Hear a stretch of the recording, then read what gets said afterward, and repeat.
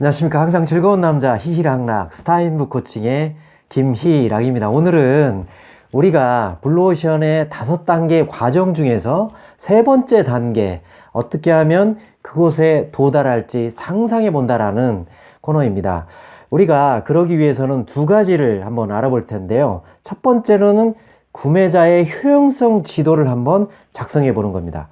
2번째로는 우리가 실질적으로 고객이 아닌 비고객의 계층들을 한번 서로의 의견을 통해서 어떤 분들이 있는지 확인하는 과정을 거치는 겁니다. 그러기 위해서 먼저 고객들이 어떤 경험의 사이클들을 가지고 있는지를 한번 알아봐야 될 텐데요. 구매자 효용성 지도의 가로축에는 구매자 경험에 관련된 사이클을 작성을 하게 되고, 세로축에는 우리 구매자 효용성에 관련된 이야기를 하는 겁니다. 예를 들어서 구매자 경험 사이클은 6가지 단계로 나누고 있는데요. 그 6가지 단계는 첫 번째 구매입니다. 그 구매를 하는데, 제품을 찾는데 시간이 얼마나 정말 필요한가. 2번째로는 배달인데요. 아무래도 배달에 걸리는 시간이 짧아야 되고 배달의 안정성이 있어야 되겠죠. 그리고 3번째로는 사용입니다. 제품 사용에 불편함이 좀 없어야 되겠고, 그리고 제품을 설치하는데 또 역시 굉장히 부드러워야 됩니다. 그리고 4번째로는 보안성인데, 다른 제품이나 서비스가 이 제품을 사용하기 위해서 필요한가, 이 부분도 한번 따져봐야 됩니다. 그리고 유지보수, 제품의 고장이라든지 그런 것들을 실질적으로 밖에 나가서 고칠 때 어려움이 없는지를 확인을 해봐야 됩니다. 마지막으로 그게 다 사용을 했을 때 폐기 처분이 잘 되는가, 이런 부분들이 고객이 처음 제품을 사고 싶은 욕구에서부터 그리고 마지막 폐기 처분에 있는 경험에까지 원만하게 지금 돌아가고 있는지를 확인하는 거고요. 세로축에는 우리가 그에 관련된 구매자 효용성에 대해서 하는 겁니다. 자, 예를 들어서 이런 거죠. 고객의 생산성은 어떤 것인가, 구매자의 욕구를 충족을 하고 있는가죠. 그리고 단순성이에요. 단순성은 뭐냐면 복잡하지 않고 그리고 성가시게 하지 않는 건가. 그리고 3번째로는 편의성입니다. 언제 어디서든 그런 것들을 쉽게 이 물건을 접할 수 있어야 된다. 그리고 4번째로는 금전적이나 물리적으로 그리고 평판에 있는 위험이 없는 거죠. 그리고 5번째는 재미가 있어야 됩니다. 그리고 6번째는 요즘 필환경이라고 해서 환경이 역시 중요하다는 거죠.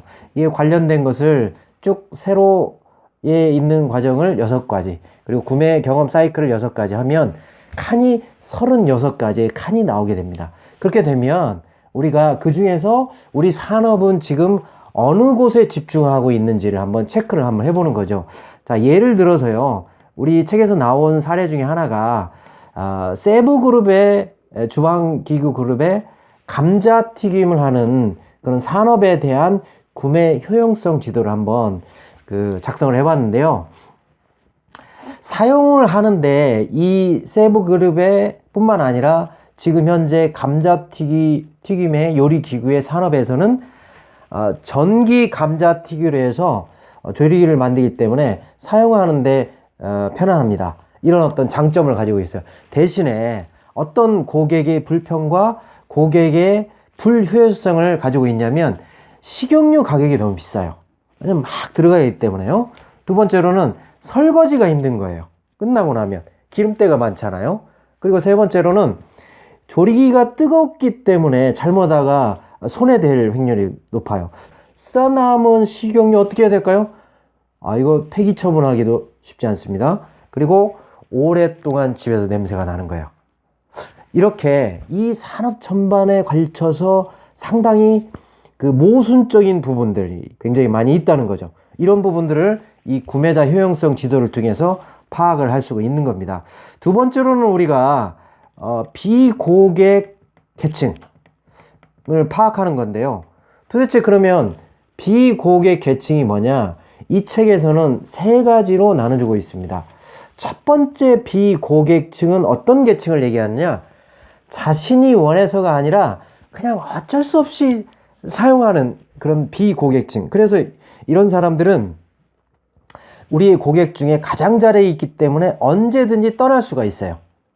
그렇죠? 두 번째 비고객층은 뭐냐면 다른 산업에 제공하는 것들이 그들의 욕구를 더 잘 충족하기 때문에 당신의 제품 서비스를 아예 사용하지 않는 겁니다. 이런 비고객층이 두 번째 고객층이에요. 세 번째 계층의 비고객은 뭐냐면 당신의 제공하는 것을 산업에 제공하는 사용하고 싶거나 당신 산업으로부터 도움을 받을 수도 있지만 당신 산업이 이러한 가능성을 열어주지 않기 때문에 아예 고려조차 하지 않는 겁니다. 자, 예를 들어서 한번 설명을 해드려 볼게요.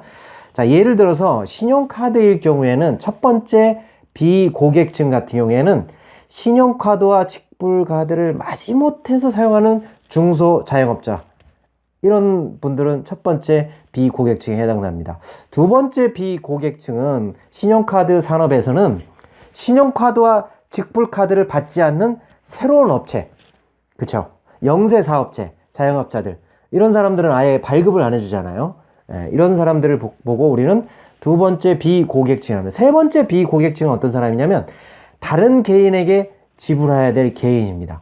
이런 사람들은 비고객층에 해당되는 거겠죠. 자, 우리가 이 블루오션에서 영국에 있는 모금 산업에 대해서 계속적으로 사례가 나오고 있는데 거기도 비고객층을 세 가지로 나눈다면 이렇다는 거죠. 첫 번째 계층 같은 경우에는 해마다 기부금을 납부하지만 그냥 어쩔 수 없이 납부하는 거예요. 고액 기부자들 경우에. 두 번째 비고객층 같은 경우에는 기부금이 정말 대의를 위해 제대로 쓰고 있는지 의무를 갖는 사람들, 그런 사람들 많이 있죠. 그래서 도대체 이 사람들이 정직하게 이 돈이 쓰여지고 있는지 궁금해하는 사람들, 이런 사람들을 비고객층이라. 세 번째 비고객층 같은 경우에는 어린이, 기부 자체를 생각해 본 적이 없는 저소득층, 돈이 없어서 기부를 아예 못하는 이런 고객층들이 있다는 거죠. 이렇듯이 우리가 비고객층들을 계속 연구하고 찾아본다면 이런 사람들한테 어떤 가치를 제공할 수 있을까? 우리는 이 블루오션에서 기존에 있는 고객들을 얼마나 더 많이 차지할 거에 대해서 고민하는 게 아니라 비파괴적 창출을 통해서 새로운 비고객층들에게 뭔가 가치를 제공할 수 있다면 그것이 바로 이 블루오션의 핵심적인 가치라고 얘기를 하고 있기 때문에 우리가 바로 이런 과정을 거치는 겁니다. 정리를 한번 해보겠습니다.